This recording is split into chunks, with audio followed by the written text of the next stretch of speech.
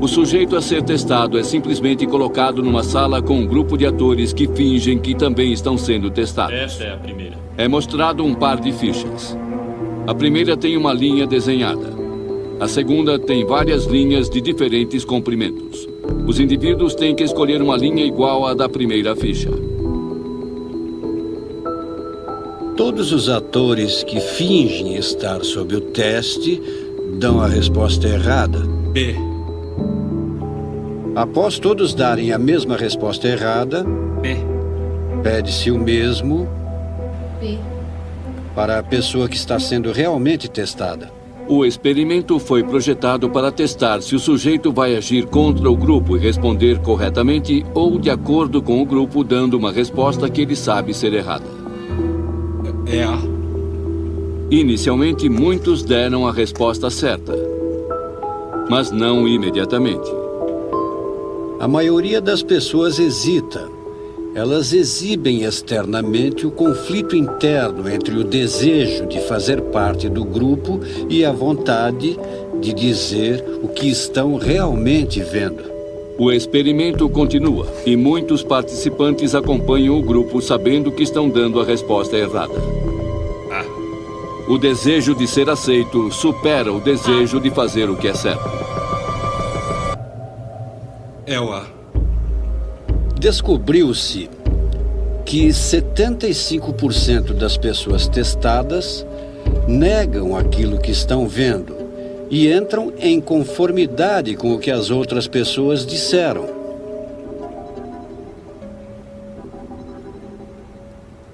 E não porque havia motivos legítimos para a incerteza, mas sim porque elas foram levadas pela força da conformidade com a opinião unânime do grupo.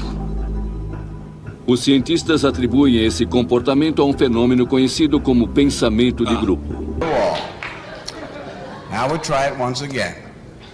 Here's the candid subject. Here comes the candid camera. Stand. Now, here's a fella with his hat on in the elevator. First he makes a full turn to the rear and Charlie closes the door. A moment later, we'll open the door, everybody's changed positions.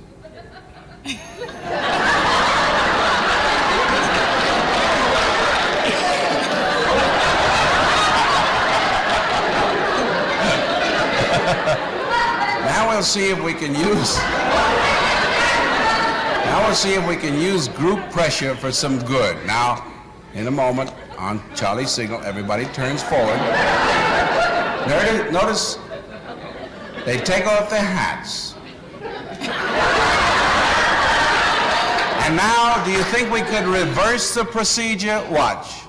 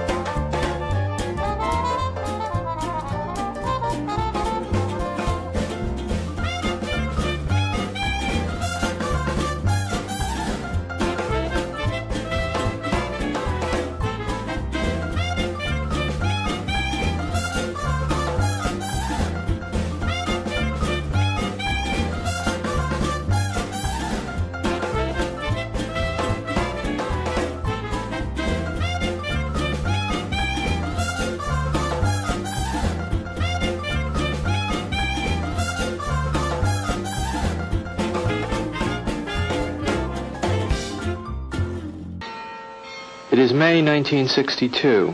An experiment is being conducted in the Elegant Interaction Laboratory at Yale University. The subjects are 40 males between the ages of 20 and 50 residing in the greater New Haven area. Psychologists have developed several theories to explain how people learn. One theory is that people learn things correctly whenever they get punished for making a mistake. 40 years later, Milgram's infamous experiment, obedience, is still taught in classrooms around the world. Would you open those and tell me which of you is which, please? Teacher. Learn. All right, now the next thing we'll have to do is set the learner up so that he can get some sort of punishment. What inspired Milgram, I would say there were a number of factors. One of them is he was very ambitious. He wanted to make a mark in social psychology. And he wanted, as he wrote to one friend, he wanted to come up with the boldest experiment that he could think of. Would you roll up your right sleeve, please? This electrode is connected to the shock generator in the next room. And this electrode paste is to provide a good contact to avoid any blister or burn. Do you have any questions now before we go into the next room? About 2 years ago, I was at the Veterans Hospital in West Haven. And while there, they detected a heart condition. There's nothing serious, but as long as I'm having these shocks, how strong are they? How dangerous are they? Well, no, although they may be painful, they're not dangerous. Anything else? No, that's all. All right, teacher, would you take the test and be seated in front of the shock generator, please, in the next room? But the experiment was rigged. The victim was an accomplice of the experiment. The victim, according to plan, provided many wrong answers. His verbal responses were standardized on tape, and each protest was coordinated to a particular voltage level on the shock generator. Now, as teacher, you were seated in front of this impressive-looking instrument, the shock generator. Its essential feature is a line of switches that goes from 15 volts to 450 volts, and a set of verbal designations that goes from slight shock to moderate shock, strong shock, very strong shock, intense shock, extreme intensity shock, and finally XXX, danger severe shock. Your job, the experimenter explains to you, is a word pair test. If he gets each answer correctly, fine, you move on to the next pair. But if he makes a mistake, you are instructed to give him an electric shock, starting with 15 volts, and you increase the shock one step on each error. Incorrect. You'll now get a shock of 105. Hard hit. Just how far can you go in this thing? As far as is necessary. What do you mean, as far as is necessary? Milgram was very much aware that obedience is a necessary ingredient for society to function. But he focused on the darker side of obedience. Incorrect. 150 volts. Sad face. Wait a minute. That's all. Get me out of here. I told you I had heart trouble. My heart's starting to bother me now. It's absolutely essential that you continue. You have no other choice, teacher. Oh, I have a lot of choices. My number one choice is that I wouldn't go on if I thought he was being harmed. Now, this man makes disobedience seem a very rational and simple deed. Now, other subjects respond quite differently to the experimenter's authority. Wrong. It's hair. 75 volts, Jim. You don't know. Please continue. Some psychologists were troubled by the ethics of it. Many, if not most, subjects found it a highly stressful, conflicted experience. People are stammering, stuttering, laughing hysterically, inappropriately. 150 volts. Experimenter, that's all. Get me out of here. I told you I had heart trouble. My heart's starting to bother me now. Get me out of here, please. Let me out of here. You have no right to keep me here. Let me out. Let me out of here. Let me out. Continue, please. Let me out of here. My heart's bothering me. Let Go me on. out. Let me out. Clearly, when we say people went to the top of the shock board, it wasn't like they were going blithely, sadistically. People went stop and go, stop and go.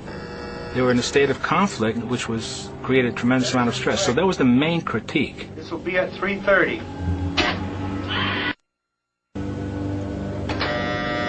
As his voice began to show increasing frustration, so did I. And I was really in a state of real conflict and agitation. One of Stanley Milgram's basic contributions was that you don't ask people what they would do, given this hypothetical situation. You put them in the situation. Wrong. I'm up to 180 volts. Please continue, teacher. 180 volts. I can't stand the pain. Let me out of here. Can't stand it. I'm not going to kill that man there. According to Milgram, one of the things that's a prerequisite for carrying out acts that are evil is to shed responsibility from your shoulders and hand it over to the person in charge. I mean, who's going to take the responsibility if anything happens to that gentleman? I'm responsible for anything that happens here. Continue, please. All right, next was slow. He didn't hold any gun to anybody's head. Just the fact that he conveyed a sense of authority. Roughly 60-65% of the people went all the way to the top of the shock board. 450 volts. That's it. Now continue using the last switch on the board, please. The 450 switch for each wrong answer. Continue, please. I'm not getting no answer. Don't the man's health mean anything? Whether the learner likes it or not, we But must... he might be dead in there. Milgram made the point, I think very effectively, that the Nazis weren't all a bunch of psychopaths at Belsen and Dachau. A death camp from the middle class in New Haven. Well, who was actually pushing the switch? I was. But he kept insisting. I told him no, but he said he's got to keep going. What kind of obedience would Milgram get today if he were to do the experiment today? Probably about the same. Probably about the same. Why? I don't know. I think people are just inherently obedient. It just really shows like how far human beings will go to appease what they perceive to be an authority figure. Milgram has identified one of the constants, one of the universals of social behavior. The readiness to obey authority cuts across time. It's a constant. The other outstanding and distinctive thing about the obedience experiment is how much it has and keeps on permeating contemporary culture and thought. It's still with us in very, very important ways.